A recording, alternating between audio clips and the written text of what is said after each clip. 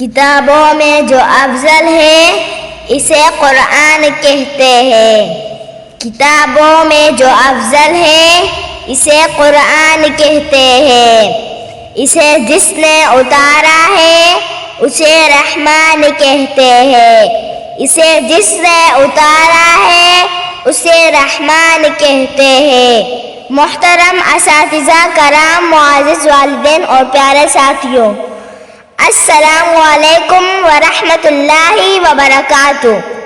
آج میں آپ کے سامنے قرآن ہماری زندگی کا رہنما کے موضوع پر بات کرنے جا رہی ہوں۔ قرآن پاک اللہ تعالیٰ کی آخری کتاب ہے جو ہمارے نبی حضرت محمد صلی اللہ علیہ وسلم پر نازل ہوئی۔ قرآن پاک کو نور کہا گیا ہے، یعنی روشنی، کیونکہ یہ اندھیروں میں ہماری رہنمائی کرتا ہے۔ یہ کتاب نہ صرف مسلمانوں کے لیے بلکہ پوری انسانیت کے لیے ہدایت کا سرچشمہ ہے۔ قرآن ہمیں صحیح راستہ دکھاتا ہے اور زندگی گزارنے کے اصول، اچھے اخلاق، عدل و انصاف، صبر اور شکر کے بارے میں سکھاتا ہے۔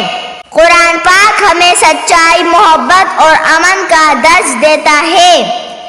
یہ کتاب ہمیں سکھاتا ہے کہ ہم اپنے والدین، بہن بھائیوں اور دوسرے لوگوں کے ساتھ حسنی سلوک کریں۔ اللہ تعالیٰ نے قرآن میں فرمایا ہے، اور یقیناً ہم نے قرآن کو نصیحت کے لیے آسان بنایا ہے، تو ہے کوئی نصیحت حاصل کرنے والا۔ قرآن پاک ہمیں بتاتا ہے کہ اللہ تعالیٰ کی عبادت کرو، اللہ کی وحدانیت پر ایمان لاؤ اور اسی سے مدد مانگو۔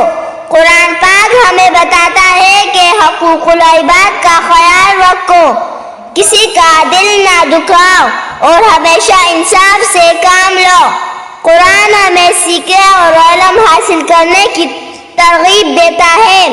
رسول اللہ صلی اللہ علیہ وسلم نے فرمایا، تم میں سب سے بہتر وہ ہے جو قرآن سیکھے اور دوسروں کو سکھائے۔